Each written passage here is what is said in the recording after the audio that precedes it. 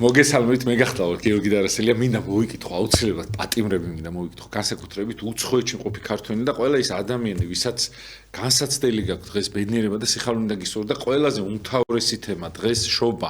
დღეს ჩვენ ერთმანეთს ულოცავთ შობას, რაღაცა აღნიშნავთ ამ ყველაფერს, მაგრამ რაც ძალიან ღრმა შინაარსის არის ეს ყველაფერი და რამხელა ხსნარი და რამხელა საშველი არის ჩვენთვის მამა გიორგი ჩაჩავა მოვიყვანი ამის გამო რომ თხოვე რომ მობძანებულიყო დიდ მადლობას მოგახსენეთ მამაო დაგულოცეთ თუ შეიძლება ღმერთმა დალოცო სრულიად საქართველო პირველ რიგში რომ მე მინდა რომ თქვენ იყოთ ყველანი ბედნიერი ღმერთში ღმერთთან ურთიერთობით აი ეს არის ყველაზე ნამდვილი ბედნიერება და ასეთ ბედნიერებას გისურვებთ სულ ყველას ღმერთში ბედნიერებას და დიდი მადლობა რომ თქვენ დღეს აქ მომიწვიეთ და დიდი მადლობა რომ მე პირადად ვთვლი რომ ძალიან მნიშვნელოვანი საქმე კეთდება დღეს ჩვენ ისეთ კრიტიკულ პერიოდში ცხოვრობთ როდესაც ჩვენი ურთიერთობა ძალიან მნიშვნელოვანია მე კიდე ერთხელ მინდა შეგახსენოთ ადრეც მე მაგ ნათქვამი რომ რას ნიშნავს სიტყვა ეკლესია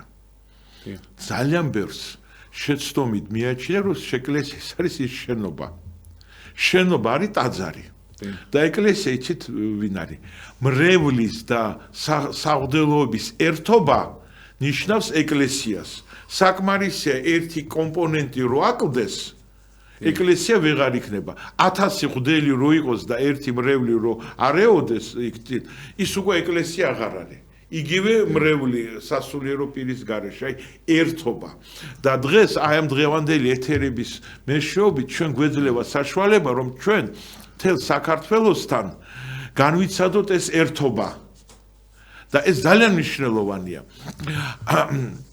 ესე იგი რათა ერთობით აღვიარებდეთ ვიყვარებოდეთ ურთიერთთავს რათა ერთობით აღვიარებდეთ ეს ერთობა ეკლესია ეს არის ძალიან მნიშვნელოვანი კომპონენტი რომლის ეშმაკს ყველაზე მეტად უნდა რაც უნდა დაანგრიოს ხო სტილოს როგორ უნდა დაანგრიოს აი ახლა მე და თქვენ აგრო ვართ უკვე მე და გიორგი რო ვართ ჩვენ ვართ ეკლესია საკმარის ერთ-ერთი ჩვენგან რო არ იყოს უკვე ეკლესია აღარ არის და ამიტომ მე ძალიან მიხარია რომ დღეს აი რაც ხდება ახლა დღეს ხდება ეკლესია ზუსტად ჩვენ შორის ჩვენ ვერთებით ერთმანეთს და ეს არის ძალიან სასიხარულო დიდი მადლობა ჩვენ უნდა ძალიან გამოვიყენოთ ამის შესაძლებლობა რომ არავინ არ იცის ეს ცხოვრება ისეთი რთულია რომ შეიძლება ხვალ ამის შესაძლებლობა წაგვერთვას და დიდი შანსია მამაო დიდი შანსია სხვადასხვა მამაო ამაზეც მინდოდა გამომახვილებინა ყურადღება რომ რაღაცა დრო მოვა მამაო და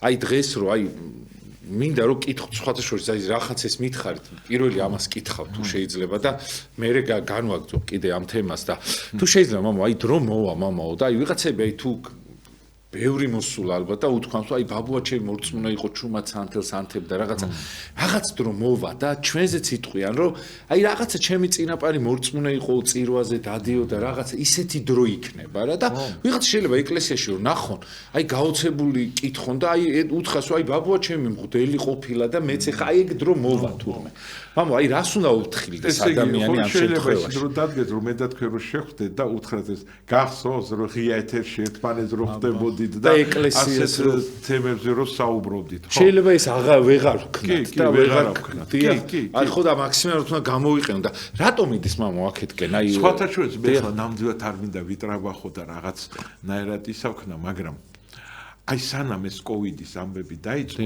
ხო კიდე კარგია რომ ეს მე ქადაგებაში ვთქვი და მრევლი არის ამის მოწმე მე გამოვედი რაღაცა მათქმევინა რაღაცა ძალა რაღაცა წირვა იყო და საკვირაო ქადაგება და მე ვთხარი მე ვთქვი ხალხო მოდით მე ვთქვი აი ამ შესაძლებლობებით ვისარგებლოთ იმიტომ რომ ხვალ შეიძლება დადგეს ის დრო რომ აი ეს რაც ჩვენ დღეს ძალიან მარტივად ძალიან იოლად ჩვენთვის არის მიღწევადი ხო ხვალ შეიძლება ვერ გავაკეთოთ და დადგას და აი ეს ვილაპარაკე ეს მე მგონი სადღაც აი ვილაპარაკე დაახლოებით 4 წლის წინ და დაიწყო კოვიდი და ერთ თვეში რაღაცა დაიწყო კოვიდი და მე მახსოვს იყო დრო რომ ეკლესია კი არა მთლიანად სასაფლაო სასაც იმყოფა ჩვენ ეკლესია პოლიციის ლენტებით იყო შემოღობილი და საერთოდ სასაფლაოზე ვერავინ ვერ შედიოდა და ვერც ეკლესია და მე ონლაინ მსახურებებს ვატარებდი WhatsApp-ით. ონლაინ და ის არის რა ქვია და ამიტომ და ეს რო ვთქვი და მე რო ეს ამბები რო ამ ამბებმა რო ჩაიარეს ხო მე ვთხარი გახსოვთ რომ მე ეს გითხარით და ამ დროს ნამდვილად აი ისე თქვი რომ აი უბრალოდ აი რაღაცა ღვთისგან მოგივიდათ რაღაცა წირვის დროს ესე იგი სახარებას რო კითხულობ მის შემდეგ ვქადაგებ და აი ეს პირველი სიტყვები ეს იყო აუ მეც ეგრე ვფიქრობ რომ სამწუხაროდ ჩვენ და მამაო ესეთი დრო მოდის იმიტომ რომ აი ხა ბევრ ტაძარში ხო ბევრ ქვეყანაში ხო აი რაღაცეები ძალიან რაღაცნაირად რო არ მიდის ისე სწორად საქმე ხო ფიქრობ რომ ოდესღაც იქ სწორად მიდიოდა საქმე და აი როგორ შეიცვალა თითქოს აი ეს ამ უბრალოებით რაღაცის დაშვებებით რაღაცებით კატასტროფამდე მივედით და ადამიანი შეიცვალა თვითონ მამაო სამწუხაროდ ჩვენ და იმიტომ რომ ღმერთისაგან ზურგი იბრუნა და თუ შეიძლება მამაო აი შობასთან დაკავშირებით უნდა კითხოთ ახლა აუცილებლად და აი რა მოგვიტანა შობამ მამაო და რას უნდა აღნიშნავდე და როგორ უნდა მოვიქცეთ რომ ჩვენშიც იშვეს უფალი უიმე ეს არის ისეთი მასშტაბური თემა რომ აი სხვათა შორის მაგიტო მოგიწევთ თქვენ რომ ზუსტად ვიცი რა როგორც ვაშლი ხო აი ვარს არ აქვს ისეთი ადგილი ძალიან ბევრი ადგილიდან შეიძლება უყვიჭო პირველად ხო და ფიქრობ რომ აქედან თუ იქიდან რომელი მხრიდან და ყველა მხარე არის ძალიან მნიშვნელოვანი ნუ პირველ რიგში მე მინდა გითხრათ რომ საერთოდ შობა როგორც მოვლენა ხო ნუ ჩვენ გვესმის რომ ჩვენ გვაქვს ძველი აღთქმის მოვლენები და ძველი აღთქმის წიგნები და ახალი აღთქმა გვაქვს და შობა ქრისტეს შობა რა თქმა უნდა აღწერილი არის ახალ აღთქმაში და რა თქმა უნდა ქრისტეს შობით დაიწყო ახალი აღთქმა და ჩვენ რატომღაც გონია რომ ეს არის მხოლოდ ახალი აღთქმა არავითარ შემთხვევაში აი დღეს მე ზუსტად მინდა აი ჩვენ მსმენელს დავანახო რომ ქრისტეს შობა საერთოდ ბიბლია ეს არ არის კი თითქოს ეს წიგნები იწერებოდა 8-9 საუკუნის განმავლობაში. კი არის დღეს ერთად აკინძული, მაგრამ საბოლოო ჯამში მე მინდა გითხრათ, რომ ეს არის ერთი მთლიანობა არის. მიუხედავად იმისა, რომ მათი დაწერილობის ხანი იმდენად არის გაშლილი, მაინც ეს არის ერთი ამოსუნთქვი დაწერილი წიგნი. ეს არის ერთი მთლიანი კონსტრუქცია. აი იცით როგორ არის აი რაღაცა აი კონსტრუქტორებს კარგად ესე თუ არის რაღაცა მთლიანი კონსტრუქცია რომელსაც თუ რაღაცა ვერ მოაკლებ რაღაც ნაწილს რომ შენ იქიდან რაღაცა ნაწილი რო ამოიღო სისტემა აღარ იმუშავებს ეს მთლიანი კონსტრუქცია არის და ამიტომ ჩვენ მაინც აი მე ვთვლი რომ აი ამდენი წელიწადი მაინც ბოლომდე ვერ აღვიქვავდი და დღესაც შეიძლება ბოლომდე ვერ აღვიქვავ რა არის საერთოდ ბიბლია და თქვენ იცით ნუ ეს არის ძალიან რთული თემა შეიძლება ღმერთმა ქნას ამაზე ეხლა ეს ნამდვილად ეხლა უახლოეს პერიოდში რა თქმა უნდა ვერ შევძლებ და არც მორალურად მზათა ვარ და არც ისე მაგრამ თქვენ იცით როგორ არის დამტკიცებული ეს არის ერთი ძალის კარნახი დაწერილი ერთ-ერთმა მეცნიერმა ღვთისმეტყველმა დათვალა და ბიბლიის და ახალი აღთქმის ნებისმიერი თავის სტროფების და თავების რაოდენობა ერთმანეთში რო გადაამრავლო, ყოველთვის გამოდის 777 რიცხვი, 3-7-იანი. ეხლა წარმოიდგინეთ, საუკუნეების განმავლობაში სხვადასხვა ავტორები, რომლებიც ერთმანეთს არც იცნობდნენ და არც ის იყო და საუკუნეები აშორებდნენ მათ, ხო? წერდნენ ისინი, თითქოს თავისი წერდნენ. მაგრამ ჩანს რომ საბოლოო ჯამში ავტორი ისინი მხოლოდ მექანიკურად წერდნენ. თორემ კარნახით, ზეცის. თორემ ეს არის ამათი ავტორი არის ღმერთი. ო, ზუსტად. ძველი აღთქმისაც და ახალი აღთქმის. და ამიტომ ეს არის ერთი მთლიანი კონსტრუქცია. და ქრისტეს შობაც ეს არის რაღაცა ერთი მთლიანი კონსტრუქციის ერთ-ერთი დაგეგმილი ნაწილი. და დაუშვათ ამის დასტურად მე მინდა მოგიყვანოთ პირადად აი მოდით ავიღოთ გადავშალოთ დაბადება. მაგრამ ეს არის ესაა წინასწარმეტყველი დავიწყოთ. იცით, დაბადებასაც წავიწყო, მაგრამ მე მირჩევნია, მე ხა თვითონაც იმდენი ზღვა მასალა არის, რომ საიდან დავიწყო, იცით. აი ესაა წინასწარმეტყველი. ეხლა მე ძალიან გთხოვთ, რომ აი განისჭვალოთ იმ აზრი თუ ეხლა რასაც მე ვკითხულობ, ეს ქრისტეს შობამდე არის დაწერილი 6 საუკუნახევრით ადრე. აი ამას შეასაქმე. და კიდევ უფრო ადრინდელი ისინი, ანუ 6 საუკუნახევრით ადრე. ხო? და აგერ ნახეთ რა წერია. და ნახეთ რა წერს. რადგან შეგვეძინა შვილი, მოგვეცა ძე და უფლობა იყო მისი ბეჭებზე, ეწოდა სახელად საკვირველი მას. ეს წინასწარ ქრისტეს დაბადამდე. მრჩეველი, ღმერთი ძლიერი. მე არ წავიკითხე, ღმერთი ძლიერი. ხედავთ, როგორი წინასწარმეტყველება, მრჩეველი, ღმერთი ძლიერი. ეხლა ნახეთ, თითქოს როგორი პარადოქსი არის. პატარა ახალშობილი ბავშვი და შუაღამეზე ეცხადებათ მშობლებს წმინდა ანგელოზი გაბრიელი. ხო, და უბნება გაიქეცითო, ბავშვის მოკლა უნდათ და აი ეს პატარა უმწეო შვილი იმ წუთში რაღაც იმებში რაც ჰქონდათ იმ სახელდახელოდ რაღაცა შეახვეს ეს ბავშვი და გარბიან ღამე ეგვიპტეში. და ვისთან გარბიან, ხო? საკვირველი, მას ეწოდო სახელი, სახელად საკვირველი, მრჩეველი, ღმერთი ძლიერი. და ეს არსება არის ამ დროს ამათ ხელში, რომელიც უნდა გადაარჩინონ. ანუ რაღაცებიც დარჩათ, ყველაფერი ვერ წამოიღეს, რაც ჰქონდათ ბარგი. ერთადერთი ეს ბავშვი შემოახვეს, როგორც შეეძლო და გარბიან. და აი ეს არის ქრისტე ღმერთი, რომელზეც არის ნაწინასწარმეტყველები აი ასე იმაში. და იქ წერია, რომ ეს არის ის ადამიანი, მე ისევ დავბრუნდებით, მაგრამ ცოტა წინ წავიდე, ის ადამიანი, რომელიც მოუტანს კაცობრიობას, შვიდობას, სიმშვიდეს მოუტანს. ნუ ამაზეც ჩვენ შემდგომში ვისაუბრებ და ეხლა მოდით ასე ვთქვათ, იმისთვის რომ ჩვენ ვნახოთ, ხო? რა ხდება? აი ეხლა ძალიან საინტერესო მომენტი.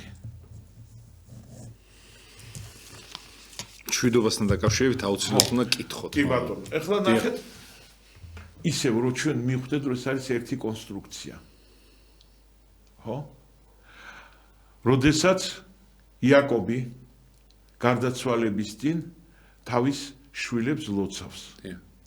და ნახეთ, ну, ეხლა ჩვენ ამის საკითხო ძალიან საინტერესო, მაგრამ კონკრეტულად თავის შვილს იუდას რას ეუბნება? არ წაერთმევა კვერთხი იუდას. იმისი მომავალს, აი ეს მომაკვდავი ადამიანი იაკობი, ხო?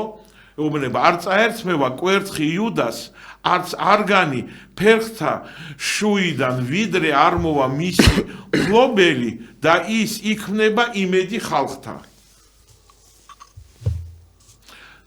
და ნახეთ, ეს ეუბნება თავის შვილს იუდას, იმიტომ რომ აი ამდენი ძმებიდან იუდას და ამით რა უთხრა, რომ აი ყველა ისრაელის მეფეები შენი მოდგმიდან წამოვაო და მეფე დავითით ის არის და ის იქნება იმედი და მოვა ვიდრე, ანუ ჯერ მეფეები ხო გეყოლებათო, მაგრამ ვიდრე ну მეფებს დასჭირდება და კანონის ძალით, ფიზიკური ძალით ხალხის მართვა.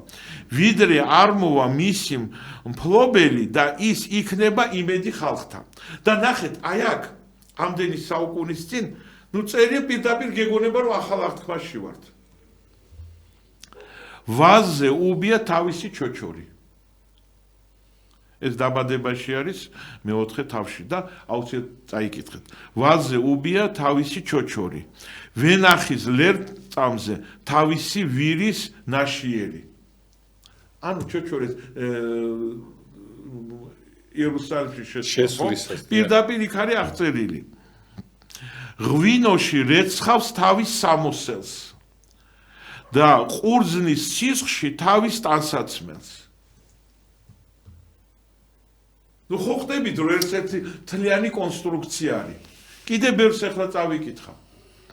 წარმოიდგინეთ, ეს ეუბნება მომაკვდავი იაკობი თავის შვილს იუდას, აი ვინ ერთ-ერთი მისი მოდგმიდან და სხვათაც მართლაც ყველა მისი მოდგმიდან თუ მეფეები დაიბადნენ, იუდას მოდგმიდან დაიბადნენ და თვითონ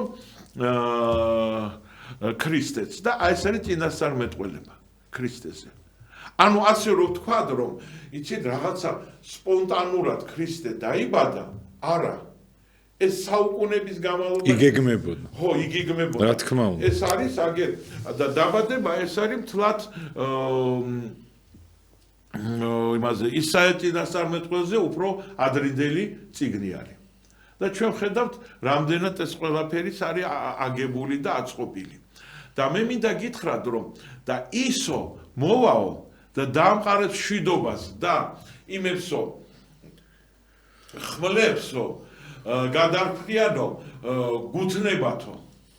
ანუ ეს დაწინასწარმეტყველებია, რომ დადგება 1000 წლიანი მშვიდობის ხანა ქრისტეს, რასაც ჩვენ ველოდებით. 1000 წლიანი მშვიდობის ხანა უნდა დადგეს. ამისი გარკვეული ღვთისმეტყველები ამასაც ამბობენ და მე მინდა გითხრათ, რომ ეს მშვიდობა არის ის, რაც არის კაცობრიობის ყველაზე მეტად ნანატრი.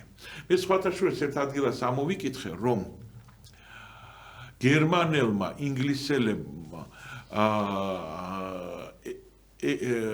ეგვიპტელებმა და ინდოელმა მეცნიერებმა სპეციალურად ერთად შეიქმნენ და შეეცადეს, რომ აღერიცხათ, აღნუსხვა გაეკეთებიათ ყველა ომის, რომელიც ჩატარდა კაცობრიობის არსებობის დროს.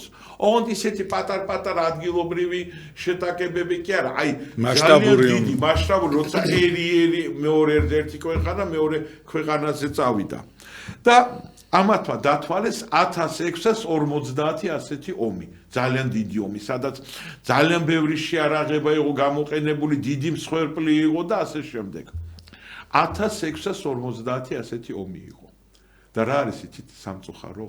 აი იქ სამწუხაროდ აღნიშნეს, რომ იქ იმ 1650 ჩატარდა და მხოლოდ 16 ომი არ შედგა მოლაპარაკების შედეგად. როცა გადაწყვეტეს, რომ მოდი არ გვინდა ომი, მოდი არ გვინდა სისხლის ღრა, მოდი მშვიდობიანად ვიყოთ, ერთად ვიცხოვროთ, ერთად რაღაცა შევქმნათ, ჩვენი შვილები ერთმანეთში დავაქორწინოთ. წარმოიდგინეთ 1650 ჯერ კაცობრიობამ ამოირჩია ომი და მხოლოდ 16 ჯერ მოახერხეს ლაპარაკება მთელი კაცობრიობის ისტორიაში. მე ხლა ისე ვამბობ, ადგილობრივი ის არის ხარითვლება, ხო. აი წარმოიდგინეთ, როგორი სულ იმაში ვიმყოფებით ჩვენ სტატისტიკაში.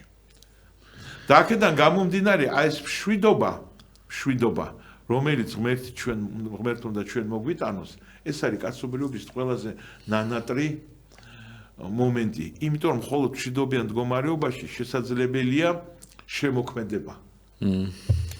რაღაცის ღირებულის შექმნა. ხო, ეს არის. აზროვნება, თავისუფალი და რა ვიცი, ნიჭის წინსვლა და რაღაცა, ნუ აი ყველაფერი ერთად. ასე რომ ჩვენ ეს უნდა გავითვალისწინოთ. ამიტომ მე როცა ვცხოვრობ, ხო? აი ეს ციფრი შეიძლება რაღაცა ჩვენ ჩავთვალოთ ემოციად. მაგრამ ციფრი ეს არის მათემატიკა, ცოტა ჯიუტის საგანი არის. ხო. და ვხედავთ ეს იგი ადამიანის ხასიათი, როცა 1650 ჯერ მაინც აირჩიეს ომი და მხოლოდ 16 ჯერ მოახერხეს მოლაპარაკება. რამდენად რთული მოდგმა ეს არის მოგდეს ჩვენ. აბა, ხო, ურთულესი. ირჩევს მაინც ომს, რადიკალიზმს და ანუ ეს პროცენტი რო ავიღოთ, ეს არის 0.1% შემთხვევაში შეიძლება რომ არის. ხო, აი ავირჩიოთ ეს მშვიდობა. ადამიანის ცხოვრების პირაჩიც ეგრეა, ხო. და ამიტომ ყოველთვის იცი როგორ არის?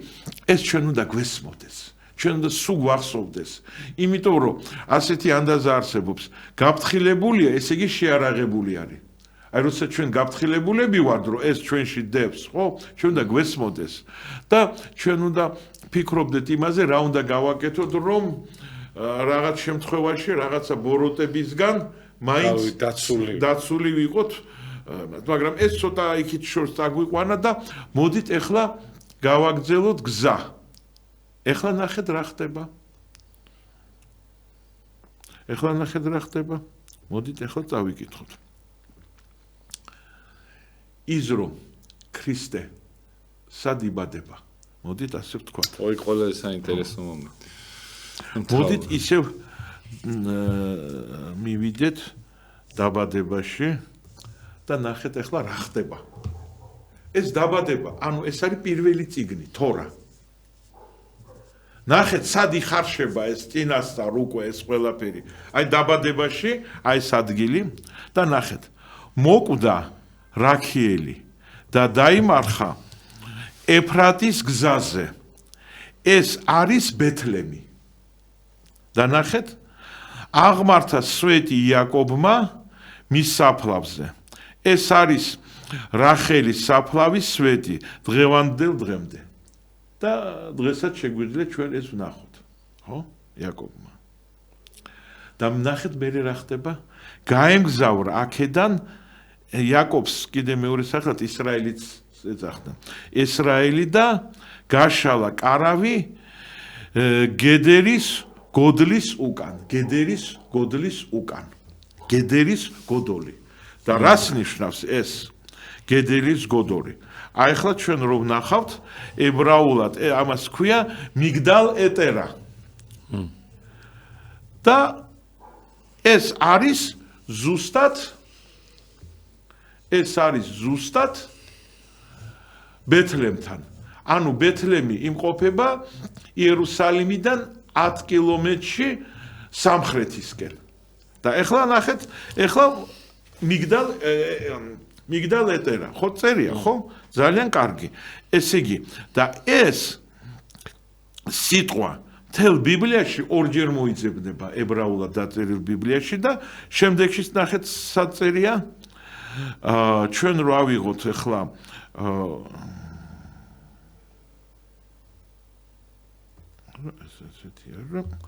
ეხლა უცბად გადავშლი.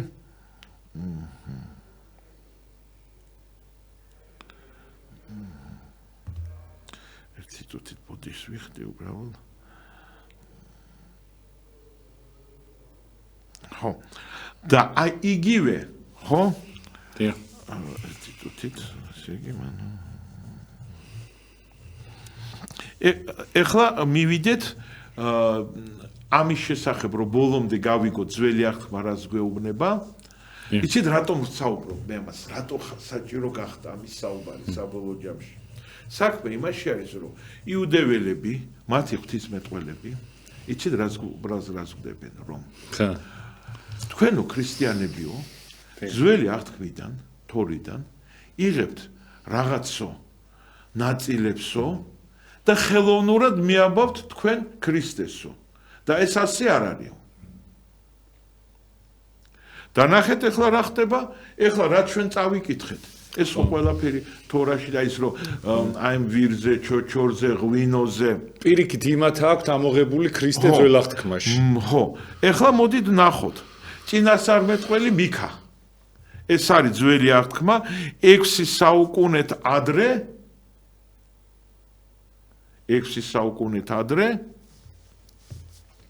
წერს. ნახეთ რა მაგარ რაღაცას წერს. ეს მეორედ იგივე მიგდალ ედერ არის. შენ კი ფარეხის გოდოლო. იმ ადგილს ფარეხის გოდოლს უწოდებს.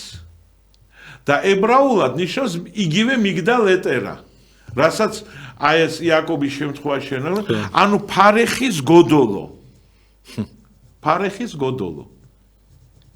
სად ნახეთ ჩვენ ქრისტე? ფარეხში. და იმ ადგილს უწოდებს შენ კი ფარეხის გოდოლო გორაკო სიონის ასულისა. შენამდე მოვა და დაგიბრუნდება წინასწარმეტყველი ხელმწიფება, მეუფება დაუბრუნდება იერუსალიმის ასულს, მეუფება. ანუ რატო დაუბრუნდება მეუფება? ხო? ამ გოდოლს, ფარეხის გოდოლს. იმიტომ რომ მეუფება როგორ შეიძლება მოვიდეს თავისით. მხოლოდ მაშინ, როცა იქ იშვება მეუფე.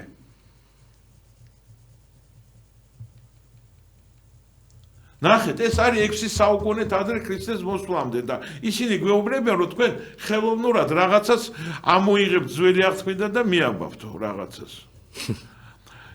და მეორე მიქა კიდე. ნახეთ რა როგორ აღწერს აი ბეთლემის ტერიტორიას.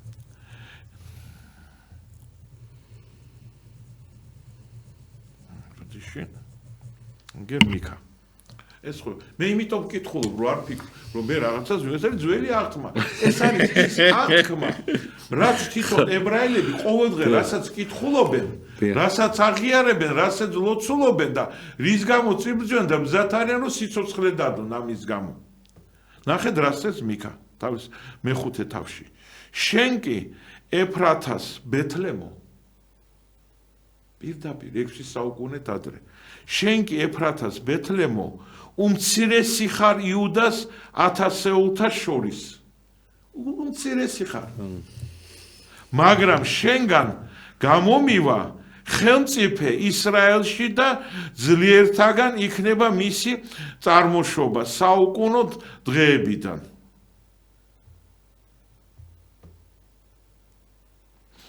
ამიტომ მიუშვებს მათ იმ დრომდე ვიდრე არ შობს ის რომელმაც უნდა შობოს დანარჩენი ძმებიც დაბრუნდებიან და ასე შემდეგ იშვაზე რომ აი ნახეთ ეს არის ძველ აღთქმაზე საუბრობთ ჩვენ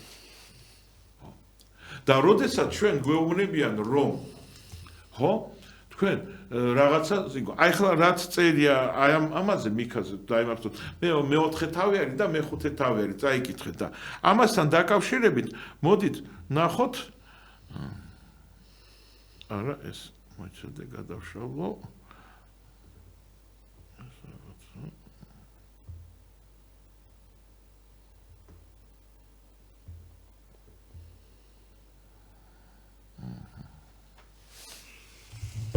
ბევრი დროია ხო აჰა და აი მოდით ნახოთ ლუკა რას გვიწერს ლუკა რას გვიწერს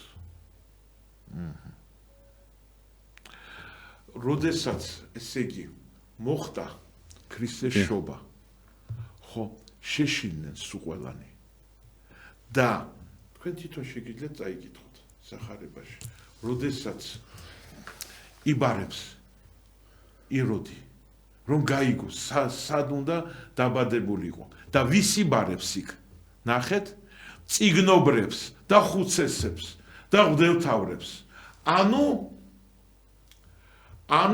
იმ ადამიანებს ვინც იმ დროს იყვნენ ელიტა სასულიერო ელიტა ასე რომ თქვა დღევანდელი ღვთისმეტყველების ელიტა და აი ამ ჟულის ძირითადი წამყვანი ანუ მეფესთან ხო ყველაზე ძლიერი და ყველაზე ელიტარული ხალხი მოდის იმიტომ რომ რჩევა მისცენ და მათ რო კითხა სად უნდა იყოს დაბადებული ამათმა ყველანი ერთხმოვნად დაასახელეს ბეთლემი და რისი დაყრდნობით აი ამ მიქას სიტყვების დაყრდნობით დაასახელეს ეს ისა ანუ ამ შემთხვევაში ხო ესენიც ამტკიცებენ თვითონ დაამტკიცეს იმ დროს იმ დროინდელმა ელიტამ ნუ იმაზე მეტი რო იტყვიან აი მაგზე მეტი იქ იმ დროს არავინ არ იყო ცოდნე ჟულის ამათმა თავისი ენით გაიმეორეს აი ის რაც მე მიქას ის ავიკითხე ბეთლემის შესახებ ხო და რა თქმა უნდა იქ უნდა დაიბადოს ქრისტე და ეხლა თვითონ რაც შეეხება ქრისტეს დაბადებას სად დაიბადა ქრისტე ნუ ჩვენ ვიცით რომ ქრისტე დაიბადა ბაგაში იქ იწვა და ჩვენ ვიცით ის ისტორია ლუკასგან ხო ლუკას ისტორია სადაც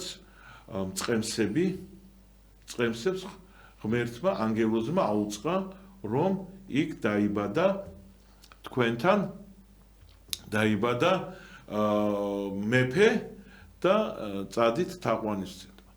ეხლა კითხვა ისმის, ხო? ბაგაში დაიბადა. და ჩვენ იქ რო ეხლა აღარ წავიკითხებთ რომ დროს წაიღებს და მაგრამ მეგონი მჯერად თუ არა და არა ნუ ახალი აღთქმა არის და ის არის და ანუ აი ეს წებსები დიახ ძალიან იოლად პოულობენ იმიტომ რომ ქრისტე დაიბადა იმაში რა ქვია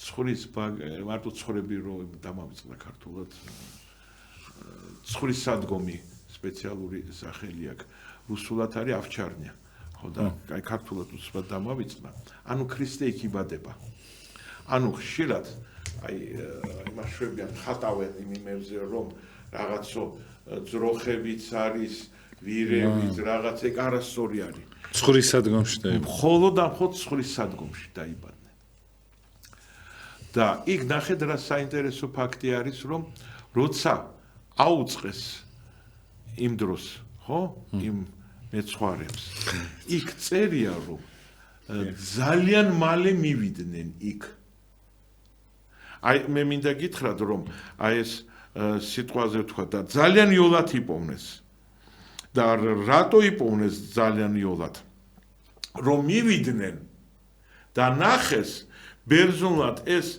წერია ენტეფატნე ანუ არა რაღაც ბაგაში არამედ იმ ბაგაში თურმე რა იყო იქ ხო წერია რომ ეს მეცხვარეები ღამე ყავდა ცხვრები მინდორში და საკუთარი ცხვარი ყავდათ და მორიგეობდნენ და იმის გამო რომ ეს ცხვარი და ეს მეცხვარეები იყვნენ მინდორში და ეს ბაგა იყო თავისუფალი ცარიელი იმიტომ რომ ყველა სასტუმრო იყო სავსე და ამათმა რო იარეს ნახეს ბაგა ცარიელი და იქ შევიდნენ და ეს ამიტომ როცა მათ უთხრეს რომ ისინი იქ წერია რომ ძალიან სწრაფად მივიდნენო და ენტერა ანუ იქ რო აი არა რაღაც ზოგად ბაგაზე ანუ თავიანთ ბაგაში ნახეს ანუ მათ იმაში დაიბადა ქრისტე და რა თქმა უნდა თაყვანისცეს მას და ასე შემდეგ ანუ ჩვენ აქედან რას ვხედავთ რომ ეს ყველაფერი არის ძალიან ზუსტად აღწერილი ეს ყველაფერი მოხდა ძალიან კონკრეტულ იმაში მოვლენაში მოხდა ეს არ იყო რაღაცა მითიური ბაგა სადღაც რაღაც არა ეს იყო ბაგა რომელიც ეკუთვნოდა აი ამ წყემსებს და იმიტომაც ანგელოზმა მათ აუწყა ხო თორემ სხვა წყემსებისთვის რო ეთქვა რომ ისი ხო წარმოდიეთ იმ დროს ახლა ისრაელში ეს იყო ერთ-ერთი წამყვანი ისე თუ ისინი ხო ღორებს არ ინახავდნენ და ცხვარი იყო ერთ-ერთი ისეთი ისე და ესე იგი წარმოიდგინეთ იქ იმ ტერიტორიაზე რამდენი ბაგა უნდა მოერბიათ რომ მოეძებნათ ქრისტე მაგრამ იქ წერია რომ ძალიან მალე მოვიდნენ იქვე იყვნენ რა არა იმიტომ რომ მივხვდე რომ მათ ბაგაში არის თუ არა და ესე რო არ ყოფილიყო მათ მოეწიათ მთელ იმ ტერიტორიაზე რაც ბაგები იყო ყველა უნდა მოევლოთ მაგრამ იმ წამსი მივიდნენ აი ამაშიც არის გარკვეული სიმბოლო არის რომ აი ღმერთმა არავინ არ შეაწუხა აი ჩვენ ხო თავდაბლობით ანუ წარმოიდგინეთ უბრალოდ აი ახლა ჩვენ როცა მივიდივართ თავდაბლობაზე ხო თქვენ წარმოიდგინეთ ხო შეიძლება მისულიყვნენ რომ ეთქვა რომ აი ცოტა ხნით გაგვინ თავისუფლე ან რაღაცა ვინმე შეეწუხებია უბრალოდ ნახეს ცარიელი აი ეს არის საინტერესო ცარიელი ბაგა ნახეს იმიტომ იმ წრემსებს აღჭირდებოდათ რო არ გაეგოთ ისინი იქ არ მივიდონ იმიტომ რომ ისინი კვირების მანძილზე იყვნენ გარეთ და მაგრამ რო გაიგეს და ესეთი რაღაცა რო აწეს, იმიტომ მივიდნენ და თავიანთ ბაგაჟში ნახეს. ხო. აი ეს არის. აი აქ არის თავდაბლობა, რომ ღმერთი ჯერ ხო ბაგაჟში დაიბადა, მაგრამ აღავინ არ შეაწუხა, ცხოვრებიც არ შეაწუხა. ხო, იქ რო ცხოვრები რო ყოფილიყვნენ, ხო, ეხლა იძულებულები იყვნენ, რომ იქ გაეყვანათ, იმიტომ რომ ის მაგთი თივარი, სადაც იკვებებიან, რაღაც ეს ბაგარ არის, ეს არის ადგილი, სადაც იდება თვითონ ეს შენობა, დამავიწყდა რაღაც სპეციფიკური შენობა, ცხრის ისაკს რაღაც სპეციფიკური შენობა ამომივარდა თავიდან, მაგრამ თვითონ ბაგა ეს არის აი ეს ხისგან გაკეთებული რაღაც ადგილი, სადაც იდება თივა, რომ ისინი მივიდნენ, რომ იატაკზე არ შეიძლება ამის დახრა, ისინი და მიდიოდნენ და იქიდან ჭამდნენ. ხო? და აი ეს ბაგაჟიც და მაღალზე უნდა იყოს. ხო, მაღალზე რაღაც ხისგან ასეთი გაკეთებული და იმ მომენტში ქრისტესთვის აკვარის როლი შეასრულა. მაგრამ ისეთ ბაგაჟში არ შევიდნენ, სადაც ცხოვრები იყვნენ და თავიანთი თივა ჰქონდათ, რომ ცხოვრებიც არ შეაწუხეს. აი ეს არის ქრისტეს თავდაბლობა. და მე მინდა გითხრათ, რომ საერთოდ მაგრამ ძალიან დიდი ანგარიში, რა თქმა უნდა, ქრისტემ ძალიან ბევრი მაგალითი მოგცა თავდაბლობის, მაგრამ თავარი ქრისტეს შობიდან ჩვენ რა დასკვნა უნდა გამოვიტანოთ. საქმე იმაში არის, რომ ვინ არის ქრისტე? ქრისტე არის ღმერთი. ქრისტე არის თვით ჭეშმარიტება. და როდესაც ჭეშმარიტება, მთლად ჭეშმარიტება მოვიდა ამ სამყაროში მისთვის ადგილი არ მოიძებნა, რაიმე ღირსეული ჭეშმარიტება გააგზავნეს იქ სადღაც ბაგაჟში, ფარეხში. ამითაც ამბობს, რომ მისი ადგილი მისი ადგილი, ამიტომ ჭეშმარიტ და მერე ესეც საკმარისი არ არის, როცა შუა ღამისას უწევთ გაქცევა ეგვიპტეში. ანუ მე ეხლა ეს რა დასკვნა უნდა გავაკეთოთ, რომ ჩემ ძვირფასო მსმენელებო. ხო, შეიძლება ცუდ რაღაცას ვიტყვი, მაგრამ უნდა ვთქვა, ანუ ამით სახარება რას გვეუბნება, რომ შენ რაც უფრო წესიერი, ჭეშმარიტი და პატივსანი ადამიანი ხარ, ეს სამყარო უფრო მიუღებელი იქნება ამ სამყაროსთვის. რა თქმა უნდა. და ეს სამყარო უფრო მეტად გებძვის შენ. და თქვენ არ უნდა გაგიკვირდეთ, თქვენ არაფერი არ უნდა გეწყინოთ, თქვენ არ უნდა არაფერზე ინერვიულოთ, იმიტომ რომ ეს ასეთი დიალექტიკა არის კაცობრიობის. ხო. იმიტომ რომ თვით ჭეშმარიტება ის იყო სუფთა ჭეშმარიტება, ხო? და აი ეს თვით ჭეშმარიტება საერთოდ ბაგისკენ და ლტოლვილობისკენ აჩვენა ამ სამყარომ. და ამსე რომ ჩვენც თუ რაღაც მომენტში ვარ წესიერი ხარ, რაღაცა პატიოსანი ხარ, არ ხარ მლიქვნელი, არ ხარ ყაჩაღი, არ ხარ რაღაცა თაღლითი, ხო? შენ აუცილებლად ეს იცი რატომ მე ვაძლევ ჩემ თავს უფლებას, რომ ძალიან ბევრი ასეთი შემთხვევებიც, რომ ასეთი ადამიანები უფრო დევნის საგნად იქცევიან, ხო? და ამიტომ არ გაგიკვირდეთ, იყავით გიხაროდნენ და მხიარული ყვენით, იმიტომ რომ თქვენამდე თვით ჭეშმარიტება ქრისტე აი ასე მიიღო ამ სამყარო. და ეს არის ეს მთავარი მაგალითი, რომელიც ჩვენ უნდა შობიდან გამოვიტანოთ. ხო, სუსტ. და რა თქმა უნდა, პლუს თავდაბლობა, იმიტომ რომ ქრისტე იყო ღმერთი და მას შეეძლო ისე მოეწყო თავისი შობა, რომ სადღაც სასახლეში დაბადებულიყო. ეს ქრისტესთვის იმდენად ეს იყო ღმერთისთვის ადვილი, როგორც არაფერი. და მაგრამ ტექნიკურად ეს იმიტომ მოხდა, რომ ისრაელში ტარდებოდა აღწერა მოსახლეობის, როგორც ახლა დღეს საქართველოში ტარდება მოსახლეობის აღწერა და ისრაელის კეისარი სირიელის მიერ იყო ეს ტარდებოდა და ასეთი წესი იყო, რომ ეხლა გასაგები ადამიანის სადღაც უიბადება, მე თავისუფლად გადადის სხვადასხვა ტერიტორიებზე შეეძლო ეცხოვრა. მაგრამ აღწერის დროს ის უნდა, იმიტომ რომ ყოველი ისრაელის მუხლი, აი დავუშვათ კონკრეტულად იოსები იყო იუდას მუხლიდან, წეღა რო თქვი, როგორც იაკობა რო დალოცა, ხო? იმიტომ რომ მარიამიც და იოსებიც იყვნენ იოსების მუხლიდან. ამიტომ და იოსების მუხლი მოდიოდა ბეთლემიდან. ამიტომ შენ საიდანაც არის შენი წინაპრები აღწერის დრო შენ იქ უნდა ჩასულიყავი. და გასაგებია რომ ამის ორგანიზაცია, ტექნიკურად ასე მოხდა, ხილულად შეიძლება ვიღაც ათეისტმა თქვას, რომ ეს იმიტომ მოხდა ასე, რომ და ძალიან ბევრი ადამიანი ჩადის ბეთლემში, იმიტომ რომ ეს მაინც არის სამეფო გვარი არის, იუდას გვარი და ტექნიკურად აღარ იყო ადგილი სასტუმროებში. აღარ აღმოჩნდა.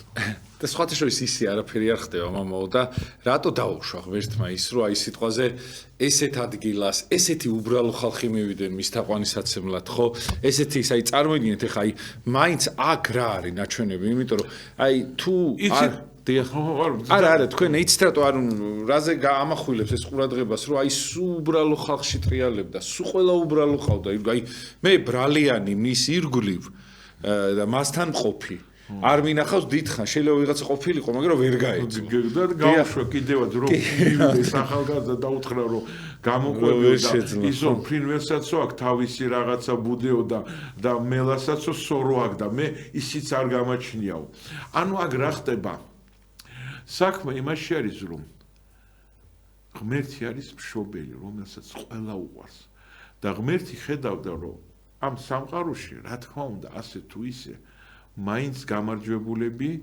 იყვნენ აი ეს ძლიერები, დიდრები და გასაგები იყო რომ ღმერთი რომ მოსულიყო ისე ამ წარჩინებული ხალხისთვის, ხო? დიდგვაროვანი ხალხისთვის. აღარ იქნებოდა ღმერთი. ღმერთი აღარ იქნებოდა და მან მოვიდა პირველ რიგში იმ ადამიანებთან, ვისაც ყველაზე მეტად სჭირდებოდა თანადგომა და თავის სიტყვების თქვა რომ ექიმი არ არის საჭირო ჯანმრთელებისთვის, ექიმიო საჭირო არისო ავადმყოფებისთვის. და ამიტომ და ეს ცნობილი გავიც და თავშორის თავისი ის გამოხატა იმ ცნობილ იგავში რომ დიდარის და ლაზარეს იგავი. ხო, ჩვენივად იცით ყველანი და ამისი ძალიან მეორედ მოყოლა არ არის საჭირო. ანუ მან აჩვენა ხო რომ ეს არის ის ლაზარეს საწყალი რომელიც იქ მშიერი ეგდოდა იქ ძაღლები რო ჭამდნენ ცდილობდა რომ რამენაერად იმ დიდარი კაცის ძაღლების ლუკმა რამენაერად მიეღო და შეეჭამა ხო და მაგრამ რო გარდაიცვალა ის წავიდა ჯოჯოხეთში ის წავიდა 64-ში და მე ეს თხოვდა რომ ლაზარეს ერთი სველი თითიო რომ ისავქნაო ხო აი ამაშია საქმე ანუ ღმერთმა ამი დაანახა რომ ის რომ წარჩინებულობა ანუ ასე დღევანდელი ენით რო თქვა ლიდერობა და აუტსაიდერობა ღმერთთან ცოტა სხვანაირად ხდება შეიძლება აუტსაიდერი გახდეს ლიდერი და ლიდერი გახდეს აუტსაიდერი და ხშირ შემთხვევაში ეგრეც არის რომ ამ ქვეყნად შეიძლება ვერ იყო ლიდერი მაგრამ ღვთის წინაშე იყო მაღალ თამაში და ხანდისხან ამ ქვეყნათაც ხდება ასე შემოტრიალება ხო კი ძალიან ბევრი რაღაც მომენტი ვიცი ხო ძალიან ბევრი მომენტი არის ცნობილი და აქედან გამომდინარე აი ეს ყველაფერი რაც ჩვენ წავიკითხეთ ხო ჩვენ უნდა ნათლად გვესმოდეს რომ ქრისტეს შობა ეს ანუ აქედან ჩვენ რა დასკვნას ვაკეთებთ ხო აი უფრო მაინტერესებს კიდევ უფრო შორი დასკვნებთან უნდა გავაკეთოთ ანუ ძალიან ბევრს გონია რომ ამ სამყაროში რაღაცა აი როგორც რომ აი ბურძრო უაზროდ რომ დაარტყავ ფერს და სადღაც გაგორდება ღმერთმა იცის სად გაგორდა აი ეს კაცობრიობის ბედით აი ესე რაღაცა ბურთივით სადღაც დაგორავს არა აი როგორც ჩვენ გვესმის ახლა რომ ქრისტეს შობა ეს იყო ერთი კონსტრუქციის ერთი გეგმის ნაწილი რომელიც დაბადებიდან ანუ რაც დაბადება ეს არის თორა ეს პირველი წიგნი ხო რაც კი სამყარო შეიქმნა და რაც კაცობრიობა ებრაელები თავს იმაშვებიან თავს ითვლიან ხო იქიდანვე უკვე ეს ყველაფერი დაგეგმილი იყო და აქედან გამომდინარე ჩვენ გვესმის რომ ღმერთი ძალიან დიდ აი პირობითად ღმერთმა მაპატიოს ამ კრეხელობისთვის როგორც მოჭადრაკე ძალიან გენიალურ პარტიას თამაშობს აქ და აი ამ თამაშის დროს რაღაცები ხდება ხანდისხან ხდება ჭადრაკში თქვენ იცით რომ ხშირად ხდება მსხვერპლშეწირვა ფიგურის იმისთვის რომ მე კაი პოზიცია მიიღო და გაიმარჯვა. ხო? ხო, მე ადრე მოგიყევით კიდევაც აი ფიშერზე, ხო? ხოლმე ხო რომ მოგიყევით. მოგიყევით, ხო? ხო. აქედან გამომდინარე ჩვენ უნდა ვიყოთ ისე თუ მოყვებით კიდე კარგ სიზონს. ხო, ნუ არა რა იყო ეს იყო 13 წლის ბავშვი იყო მაშინ ფიშერი, რომელმაც ითამაშა ამერიკის ღია ჩემპიონატზე. იმ დღეს ეთამაშებოდა ცნობილ დიდოსტაც და თამაშის დროს შეწირა ლაზიერი. ნუ ლაზიერი თქვენით ყველაზე მნიშვნელოვანი ფიგურა არის. და ყველა ვინც იქ, ნუ დამკვირვებლები, ვინც იყვნენ დიდი სპეციალისტები ჭადრაკში, სხვა გროსმეისტერები რაღაც ამ თამაშს რო უყურებდნენ, ნუ ეს პატარა ბავშვი ახლა მისმა ფსიქიკამ ვერ აიტანა ასეთი დატვირთვა ამერიკის ღია ჩემპიონატი დიდოსტას ეთამაშება ცანდის ბავშვი და რაღაცა შეეშალა. და წინვალედ მოუგო, გენიალურად მოუგო. ეს პარტია შევიდა ჭადრაკის ისტორიაში. იმდენად ლამაზი პარტია არის. რატო? იმიტომ რომ მან 13 წლის ბავშვმა დაინახა აი ის, ოღონდ ამ პირველ მომენტში რა თქმა უნდა, ყველა შეაფასო რომ და მას არ გაჩნია ლაზიერი. всё, წაგებული, ეს უნდა ადიოს და დაიდეს. მაგრამ ეს პარტია ისე მან განავითარა, რომ თითო სulis შემდეგ ნელ-ნელა მიხვდნენ რა გენიალური ჩანაფიქრი ქონდა. და ეს არის 13 ფიში. და ახლა თქვენ ჩვენ ვიფიქროთ, რომ ღმერთი, რომელიც ამ სამყაროს მართავს და რაღაცა აი ეს ყველაფერი რთულად მიდის ბევრი სირთულებია ჩვენ ბორგავთ ვაიმე ღმერთო ეს რატო დაუშვი ის რატო დაუშვი მაგრამ ღმერთის გეგმა ეს არ არის ორი ბოქსერი რინგზე რომელიც ორივე სწრაფად ცდილობს ერთმანეთს რომ მიაყენოს რაღაც დარტყმები ღმერთი მუშაობს ძალიან გააზრებულად ღმერთი მუშაობს ძალიან ესეთი გაწელილ დროში აი იგივე რომ ავიღოთ ეს იგი იონა წინასწარმეტყველი ხო? ხო უთხრა წადი ისაქენი ამხილე ნენეველები მაგრამ ეხლა წარმოიდგინეთ ეხლა რა მოხდა? რა არის საინტერესო? ის რომ მან უარი თქვა და გაიქცა ამაშიც ღმერთის გეგმა იყო და რატომ? რეალობა იქ რა იყო? ესენი ნენეველები ისეთი ამპარტავნები იყვნენ რომ ის რომ მისულიყო და მას რაღაცა ეთქვა კაციშვილი ვერ დაუჯერებდა მას და უცბად ნენეველები დგანან და ამხელა ვეშაპმა გადმოაფურთხა იქიდან 1000 რაღაც ვოდოროსლები რაღაცა იმისი კუჭის წვენი რაღაცისა და აი იმ კუჭის წვენიდან იმ რაღაც ისეთი რაღაცა გულარეული ვეშაპის იმიდან უცბად გამოდის ადამიანი. აბა წარმოიდგინეთ ეს სცენა. ვეშაპს გული რო აერევა. წარმოვიდგენია ხო. აი თქვენ გეხართ. ზუსტად. და ვეშაპს გული აერევა და იქიდან გამოდის ქადაგება. ვიღაცას გამოდის ადამიანი. ჯერ ხო ეს რამხელა დიდი მოვლენა არის, ხო? რომ გადარჩე, ხო? ამხელა იმაში რომ რაც არ უნდა თქვა შენთვის უკვე მისაღებია. იმიტომ რომ კუჭის წვენი, ვეშაპის კუჭის წვენი იმდენად ის არის ტოქსიკური არის, რომ ის იმდენად მაგრად ინელებს რაღაცებს, ხო? რომ წარმოიდგინეთ 3 დღე იმ კუჭის წვენში მოხარშვა, ეს არაფერი არ დარჩა სასალოდ ბჟავაში რო იმყოფებოდეს 3 დღე ადამიანი. მაგრამ არა. ხო. და აი იქიდან გამოდის ადამიანი და ამხილებს. თქვენ წარმოიდგინეთ. და იმიტომ ამათაც შეეშინა ფიქრეთ რომ აი ესეთი მოვლენა სხვა სიტუაციაში, ანუ აქაც ხედავთ ღმერთის როგორი გეგმა. ჩვენ რაღაცას ფიქრობთ რომ ამას ეს ეურჩება, ღმერთი უბნება წადი ამხილე. ეს ეურჩება. მაგრამ ნახეთ რა ხდება? რა საინტერესოა. ანუ ჩვენ ხედავთ რომ ყველაფერში არის ღმერთის გეგმა.